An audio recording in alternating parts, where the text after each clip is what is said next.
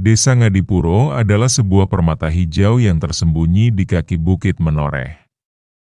Di sanalah Pak Harjo, seorang petani yang dihormati, menjalani kehidupannya yang sederhana namun penuh berkah.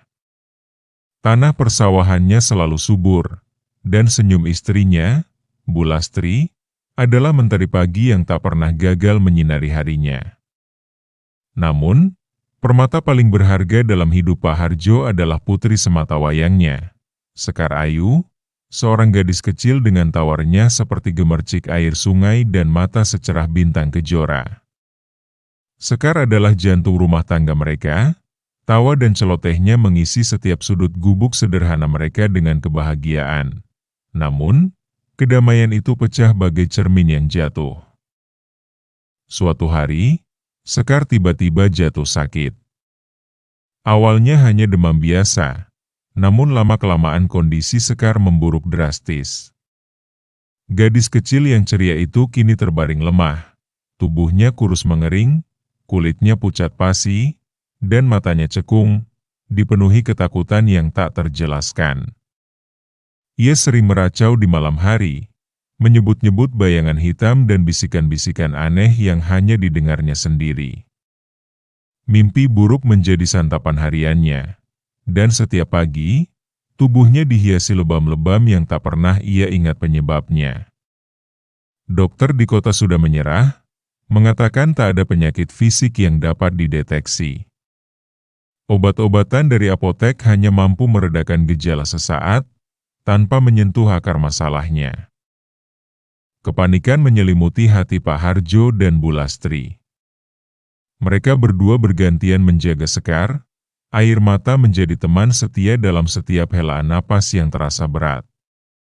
Kekuatan Pak Harjo, yang biasanya tak tergoyahkan oleh beratnya pekerjaan di sawah, kini terasa hancur lebur melihat putrinya menderita. Ia telah mencoba segala cara. Dukun-dukun terkemuka di desa, bahkan dari desa tetangga, telah didatangi. Mereka semua, dengan mimik wajah yang sama-sama menggelengkan kepala, kompak menyimpulkan, Sekar terkena guna-guna atau ilmu hitam yang dikirim oleh seseorang dengan niat jahat. Namun, tak ada satupun yang mampu menyingkirkan kutukan itu. Ilmu itu terlalu kuat Pak Harjo. Saya tak sanggup, kata salah satu dukun yang paling disegani, membuat harapan Pak Harjo semakin runtuh. Uang hasil panen yang seharusnya digunakan untuk membiayai sekolah Sekar dan kebutuhan sehari-hari, kini habis tak bersisa untuk biaya pengobatan yang tak kunjung membuahkan hasil. Musim kemarau yang melanda sawahnya terasa seperti metafora bagi kekeringan di jiwanya. Di tengah keputusasaan yang mencekik, secerca harapan samar-samar datang dari Mbah Kromo, seorang tetua desa yang dikenal eksentrik dan sering membicarakan hal-hal di luar nalar. Mbah Kromo, dengan suaranya yang serak dan mata yang seolah melihat jauh ke dalam masa lalu dan masa depan, mendatangi gubuk Pak Harjo. Ia mengamati Sekar dengan pandangan prihatin.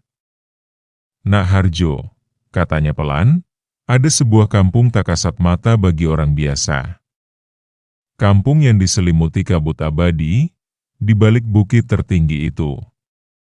Namanya Kampung Bunian. Mereka adalah makhluk halus, namun berhati mulia, berbeda dengan makhluk gaib lain yang jahat. Mereka hidup rukun, seperti manusia, dengan kearifan yang tak tertandingi." Mbah Kromo berhenti sejenak, menatap Pak Harjo lurus-lurus. Hanya mereka yang tulus hatinya, yang tidak memiliki niat buruk, yang mungkin bisa menemukan jalan ke sana. Dan hanya mereka yang datang dengan cinta sejati, yang akan diterima oleh warga Bunian. Di sana, konon ada tabib-tabib yang menguasai ilmu pengobatan gaib yang tak tertandingi. Ia memberikan petunjuk samar tentang arah dan syarat-syarat batin yang harus dipenuhi. Hati Pak Harjo bergejolak. Antara keraguan dan secerca harapan yang baru saja muncul. Kampung Bunian? Itu hanya dongeng pengantar tidur bagi anak-anak. Namun, melihat Sekar yang semakin hari semakin memudar, Pak Harjo tahu ia tak punya pilihan lain. Logika telah kalah oleh cinta seorang ayah. Ia akan pergi, mencari kampung dongeng itu, meskipun harus menembus hutan belantara yang belum pernah ia jamah, meskipun harus menghadapi segala bahaya yang tak terbayangkan. Bulastri sempat menahan, ketakutan membayangkan suaminya tersesat di alam yang tak dikenalnya. Namun, tatapan mata Pak Harjo yang penuh tekad, dan isakan pilu Sekar yang samar-samar terdengar, akhirnya meluluhkan hatinya. Demi Sekar Bu. Demi darah daging kita, ucap Pak Harjo lirih, memegang tangan Bulastri erat. Keputusannya bulat. Ia akan pergi ke kampung Bunian, memohon pertolongan dari tabib gaib yang tak kasat mata. Fajar belum sempurna mereka saat Pak Harjo menyiapkan diri untuk perjalanan yang tak pasti itu. Bulastri berdiri di ambang pintu, matanya sembab, memeluk erat baju Sekar yang masih dikenakan putrinya sehari sebelum sakit. Ia mengantar suaminya dengan air mata yang tak henti mengalir. Hati-hati Kang. Semoga Gusti Allah melindungi, bisiknya serak.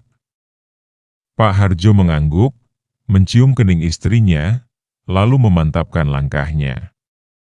Ia hanya membawa bekal seadanya, sebungkus nasi kering, beberapa lembar pisang, sebilah keris pusaka peninggalan kakeknya yang selalu ia bawa sebagai jimat keberanian, dan segenggam tanah dari pekarangan rumahnya simbol kerinduan pada tanah kelahiran dan keluarga yang ditinggalkan. Namun, yang paling berat ia bawa adalah beban di hatinya, harapan dan ketakutan yang bercampur aduk menjadi satu. Perjalanan itu segera berubah menjadi ujian fisik dan mental yang luar biasa. Pak Harjo berjalan kaki menembus rimbunnya hutan yang belum pernah ia lewati. Jalur setapak yang tadinya samar, kini lenyap ditelan semak belukar dan pepohonan raksasa. Ia harus menyeberangi sungai dengan arus deras, memanjat bukit-bukit terjal yang puncaknya diselimuti kabut tebal, persis seperti yang digambarkan Mbah Kromo. Semakin jauh ia melangkah, hutan terasa semakin tua dan lebat, suara-suara binatang yang asing mulai terdengar, dan suhu udara perlahan-lahan menurun, dingin menusuk tulang meskipun matahari bersinar terik di langit sana. Ada yang aneh dari hutan ini. Pohon-pohonnya menjulang tinggi dengan dahan-dahan yang membentuk kanopi alami, menyaring cahaya matahari hingga hanya berupa bintik-bintik kecil yang menyentuh tanah. Lumut hijau tebal melapisi hampir setiap permukaan batu dan batang pohon, memberikan kesan purba dan magis. Bunga-bunga liar dengan warna-warna yang belum pernah ia lihat mekar di mana-mana, memancarkan aroma semerbak yang aneh namun menenangkan. Sesekali, ia merasa seperti ada sepasang mata yang mengawasinya dari balik rimbunnya dedaunan. Namun setiap kali ia menoleh, tak ada siapa-siapa. Kabut yang disebutkan Mbah Kromo benar-benar ada, bahkan di siang bolong. Kabut itu tebal, dingin, dan terasa hidup, seolah sengaja menyesatkan pandangannya. Berkali-kali ia merasa tersesat, berjalan berputar-putar di tempat yang sama, namun tekadnya untuk Sekar selalu menjadi kompas yang menuntunnya kembali ke jalur. Malam tiba dengan cepat di hutan itu. Dingin semakin menggigit, dan suara-suara hutan menjadi lebih jelas, lebih misterius. Pak Harjo hanya mengandalkan api unggun kecil untuk menghalau dingin dan binatang buas, serta untuk menenangkan jiwanya yang mulai terbebani oleh kesendirian dan kegelapan. Ia berbicara pada dirinya sendiri. Pada keris pusakanya, pada Sekar di dalam benaknya, terus-menerus menguatkan hatinya. Keris itu terasa hangat di genggamannya, seolah memberikan kekuatan. Sekar, Bapak akan menemukan penawar untukmu, bisiknya berulang kali. Sudah 3 hari Pak Harjo berjalan. Perbekalannya menipis, tubuhnya lelah tak terkira, dan keraguan mulai merayapi hatinya. Apakah Mbah Kromo hanya mengarang cerita?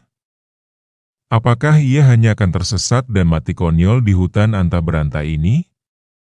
Hampir saja ia memutuskan untuk menyerah dan kembali, saat tiba-tiba, kabut di depannya mulai menipis, seolah ditarik oleh tangan tak terlihat. Di balik tabir kabut itu, sebuah pemandangan yang tak pernah ia bayangkan terhampar di hadapannya. Bukan hutan lebat, bukan jurang, melainkan sebuah perkampungan. Rumah-rumah kayu berukir indah, sawah-sawah hijau yang terhampar luas dengan sistem irigasi yang sempurna, jalan setapak dari batu-batu pipi yang bersih, dan di kejauhan, ia bisa melihat orang-orang yang sedang beraktivitas. Mereka tampak seperti manusia biasa, dengan pakaian tradisional Jawa yang rapi dan elegan, namun ada sesuatu yang berbeda dari mereka. Gerak-gerik mereka anggun, tenang, dan wajah-wajah mereka memancarkan aura kedamaian yang mendalam. Mereka tidak bersuara keras, hanya bisikan lembut dan tawa renyah yang terdengar dari kejauhan. Inikah kampung Bunian? Pak Harjo terpaku, tak percaya dengan apa yang dilihatnya. Ia mengusap matanya berkali-kali, takut ini hanya ilusi karena kelelahan. Namun, pemandangan itu tetap nyata. Saat ia melangkah maju, beberapa orang Bunian yang sedang memetik bunga di tepi sungai menoleh ke arahnya. Mereka tidak terkejut, tidak takut, hanya memandang Pak Harjo dengan senyum ramah yang tulus. Salah seorang dari mereka, seorang wanita muda berparas ayu dengan selendang berwarna hijau lumut, melangkah mendekat. "Sugeng rawuh Bapak. Selamat datang di kampung kami," sapanya dengan suara merdu, seperti alunan gamelan lembut. "Kami sudah menantikan kedatangan Anda." Pak Harjo yang masih terkejut, hanya mampu mengangguk pelan. Hatinya dipenuhi campuran lega, takjub, dan sebuah harapan baru yang mulai membuncah. Wanita muda berparas ayu itu memperkenalkan diri sebagai Endang, dan ia membimbing Pak Harjo masuk lebih dalam ke kampung Bunian. Pak Harjo mengamati sekelilingnya dengan takjub. Kampung ini memang tampak seperti kampung biasa, namun ada detail-detail yang membedakannya. Setiap rumah terbuat dari kayu jati dengan ukiran yang halus dan rumit, halaman-halaman tertata rapi dengan berbagai bunga dan tanaman obat yang harum semerbak. Tidak ada sampah berserakan, tidak ada keramaian yang bising.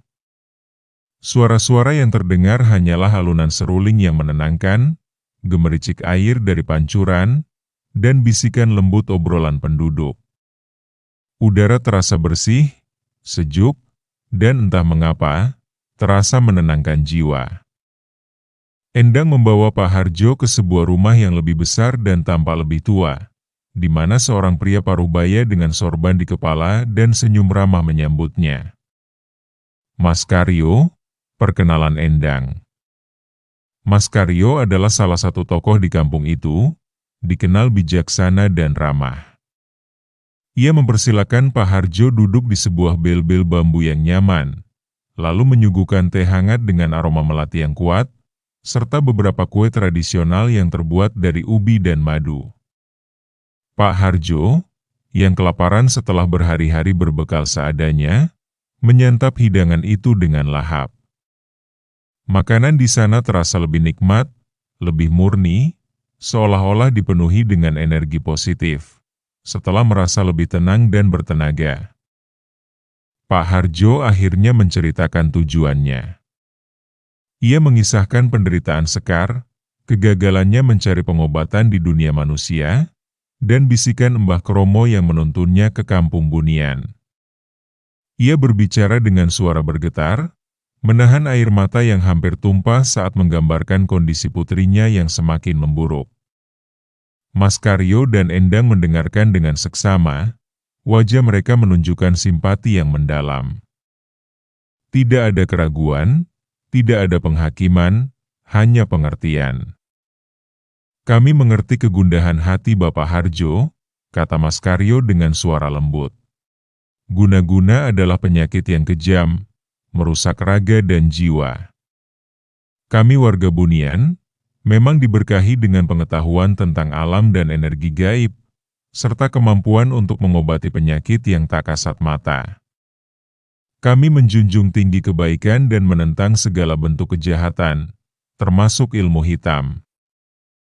Mas Karyo menoleh ke Endang. Endang, tolong panggilkan Mbok Widuri. Beliau adalah tabib gaib kami yang paling dihormati, dengan kebijaksanaan dan kekuatan yang tak tertandingi. Tak lama kemudian, Endang kembali bersama seorang wanita tua. Mbok Widuri. Namanya saja sudah memancarkan aura kebijaksanaan. Usianya mungkin sudah ratusan tahun, namun kulitnya bersih tanpa keriput berlebihan. Rambutnya putih diikat rapi, dan mata itu seolah melihat menembus jiwa, namun juga memancarkan kehangatan dan ketenangan. Ia memiliki aura yang kuat, namun lembut, seperti embun pagi. Mbok Widuri duduk di hadapan Pak Harjo, tangannya yang keriput menggenggam tongkat kayu berukir. Jadi putraku, hatimu telah menuntunmu ke sini, ucap Mbok Widuri. Suaranya pelan dan berirama, namun penuh kekuatan. Ia mengulurkan tangannya dan menyentuh lengan Pak Harjo. Seketika, Pak Harjo merasakan sengatan listrik yang lembut namun kuat menjalar ke seluruh tubuhnya, membersihkan segala lelah dan keraguan. Aku bisa merasakan cinta yang membara dalam dirimu, cinta seorang ayah yang rela berkorban demi putrinya. Cinta itulah yang membuka jalanmu kemari. Mbok Widuri kemudian menutup matanya, mengambil napas dalam-dalam, seolah membaca energi di sekitar Pak Harjo. Putrimu, sekar jiwanya memang terluka parah oleh serangan ilmu hitam. Akar guna-guna itu telah menjalar, mencoba meracuni hingga ke relung terdalam. Tapi jangan khawatir, kami akan membantumu. Ia membuka matanya dan menatap Pak Harjo. Namun, pengobatan ini tidak semudah membalik telapak tangan. Ini membutuhkan kesabaran, kepercayaan, dan juga syarat. Pak Harjo menelan ludah. Syarat apa, Mbok? Saya akan melakukan apa saja. Harta benda saya sudah habis, tapi jika ada yang lain, saya bersedia. Mbok Widuri tersenyum tipis. Bukan harta benda yang kami butuhkan, Nak Harjo. Harta kami adalah ketenangan dan kebaikan. Syaratnya adalah hatimu yang tulus, dan kesediaanmu untuk mengikuti setiap petunjuk kami, tanpa keraguan. Pengobatan guna-guna memerlukan keseimbangan energi. Kita harus melawan kejahatan dengan kebaikan murni. Kau harus siap untuk membersihkan dirimu sendiri, menguatkan jiwamu, agar energi positifmu bisa menjadi perisai bagi putrimu. Apakah kau siap? Pak Harjo mengangguk mantap, tidak ada lagi keraguan di hatinya. Siap, Mbok. Demi Sekar, saya siap melakukan apa saja. Mbok Widuri mengangguk puas. Baiklah. Besok, kita akan memulai ritualnya. Malam ini, beristirahatlah dengan tenang. Energi positif dari alam bunian akan membantumu memulihkan diri. Pak Harjo merasakan kedamaian yang belum pernah ia rasakan sebelumnya. Harapan yang begitu lama hilang, kini kembali menyala terang di dalam dadanya. Pagi harinya, Pak Harjo dibangunkan oleh suara kicauan burung yang merdu dan aroma harum embun pagi. Setelah sarapan dengan bubur kacang hijau yang lezat, Mbok Widuri memintanya untuk bersiap. Ritual akan dimulai. Mbok Widuri menjelaskan bahwa untuk melawan guna-guna yang kuat, diperlukan kombinasi dari ramuan alami, mantra kuno, dan kekuatan spiritual yang murni. Langkah pertama adalah membersihkan diri Pak Harjo secara spiritual. Energimu adalah jembatan menuju putrimu Nak Harjo. Jembatan itu harus kuat dan bersih, jelas Mbok Widuri, Pak Harjo diminta untuk mandi di sebuah sendang, mata air, yang terletak di balik sebuah air terjun kecil. Airnya sangat jernih dan dingin menusuk tulang. Namun anehnya, terasa menyegarkan. Saat ia menyelam, ia merasa seolah kotoran-kotoran batin dan beban kecemasan terlepas dari dirinya. Setelah itu, ia diajak ke hutan bunian yang lebat untuk mencari beberapa jenis dedaunan dan bunga langka yang hanya tumbuh di sana. Proses pencarian ini bukan sekadar mengumpulkan bahan, melainkan juga melatih fokus dan kepekaan batin Pak Harjo. Setiap kali ia menemukan tanaman yang dicari, Embok Widuri memintanya untuk mengucapkan doa syukur, menanamkan rasa hormat pada alam. Setelah semua bahan terkumpul, ritual inti pun dimulai di sebuah pendopo terbuka yang dikelilingi taman obat-obatan. Embok Widuri duduk bersila di tengah, dengan Pak Harjo di hadapannya. Di antara mereka, ada sebuah wadah berisi air murni, bunga-bunga 7 rupa, dan beberapa rempah yang belum Pak Harjo kenal. Embok Widuri mulai memejamkan mata, melantunkan mantra-mantra dalam bahasa Jawa kuno yang mengalir lembut namun penuh tenaga. Asap dari kemenyan beraroma cendana memenuhi ruangan, menciptakan suasana sakral. Selama Embok Widuri bermantra, Pak Harjo merasakan berbagai sensasi. Terkadang ia merasakan hembusan angin dingin yang tiba-tiba, seolah ada sesuatu yang lewat. Terkadang, ia mendengar bisikan-bisikan samar di telinganya. Namun suara Embok Widuri selalu lebih dominan dan menenangkan. Ia melihat bayangan-bayangan melintas di sudut matanya, namun berusaha tetap fokus pada instruksi Embok Widuri. Bayangkan Sekar dalam keadaan sehat, tersenyum, dan biarkan hatinya dipenuhi cinta murni. Ini adalah ujian kesabaran dan keyakinan.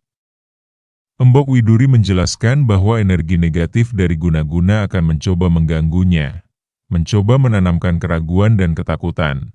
Pada suatu malam, Embok Widuri meminta Pak Harjo untuk bermeditasi di sebuah batu besar di bawah pohon beringin tua. Konsentrasikan seluruh pikiranmu pada Sekar.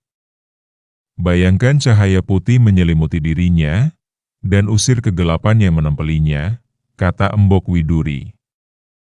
Sepanjang malam, Pak Harjo duduk diam, melawan kantuk dan dingin.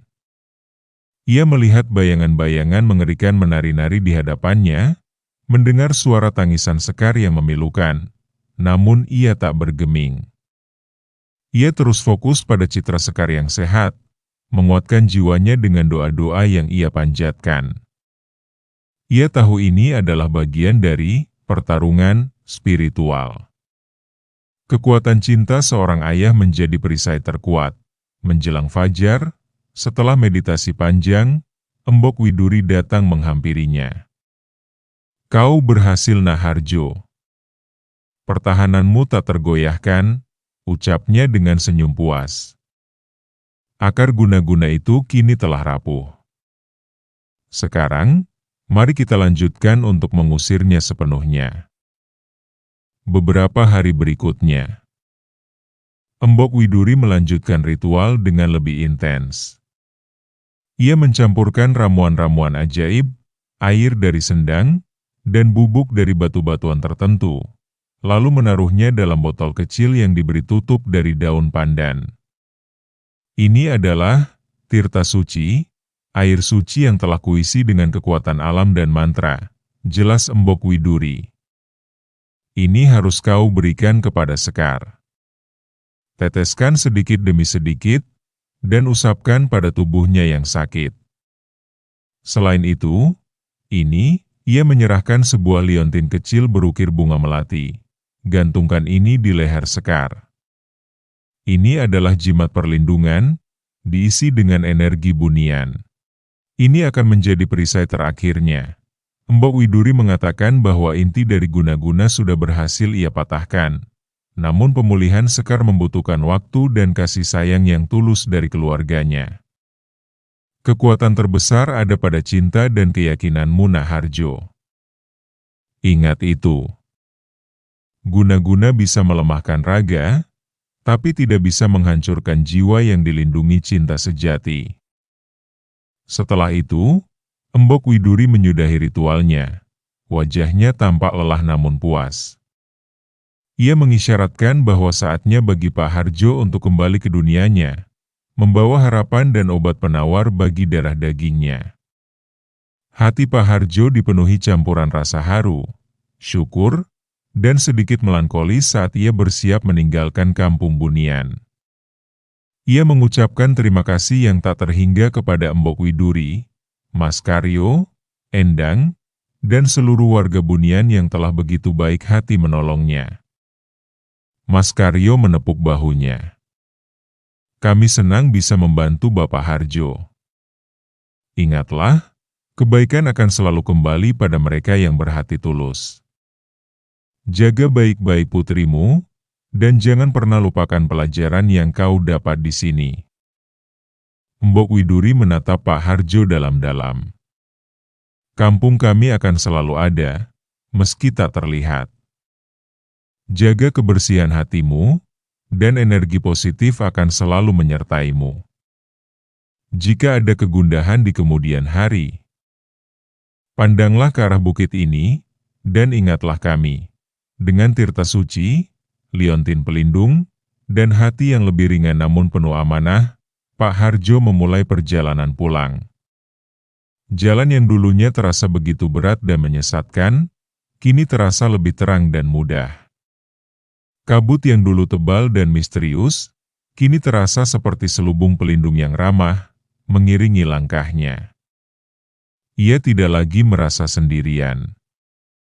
Pengalaman di kampung Bunian telah mengubahnya. Ia kini lebih tenang, lebih bijaksana, dan lebih yakin akan kekuatan spiritual yang melampaui batas-batas dunia nyata. 3 hari kemudian, Pak Harjo tiba kembali di Desa Ngadipuro. Bulastri yang menyambutnya dengan tangis haru bercampur lega. Ia segera memeluk suaminya erat, khawatir yang selama ini mencekiknya kini sedikit demi sedikit terangkat. Tanpa membuang waktu, Pak Harjo segera menuju kamar Sekar. Putrinya terbaring lemah, tubuhnya semakin kurus, namun matanya masih memancarkan cahaya redup. Dengan hati-hati, Pak Harjo meneteskan beberapa tetes tirta suci ke mulut Sekar, dan mengusapkan sisanya ke seluruh tubuh putrinya, sambil terus membisikkan doa-doa dan kata-kata cinta. Ia juga menggantungkan liontin berukir melati di leher Sekar. Pada awalnya, tidak ada perubahan drastis. Namun, Pak Harjo dan Bulastri terus melakukan instruksi Embok Widuri, merawat Sekar dengan penuh kasih sayang, memberikan tirta suci secara teratur. Perlahan tapi pasti, keajaiban mulai terjadi. Keesokan harinya, Sekar tertidur lebih nyenyak, tanpa racauan atau mimpi buruk. Wajahnya yang pucat mulai menunjukkan sedikit rona merah muda. Beberapa hari kemudian, ia mulai bisa membuka mata lebih lama, bahkan mencoba tersenyum meskipun masih sangat lemah. Nafsu makannya perlahan kembali, dan lebam-lebam di tubuhnya memudar. Setiap hari, Pak Harjo dan Bulastri menyaksikan perubahan itu dengan air mata bahagia.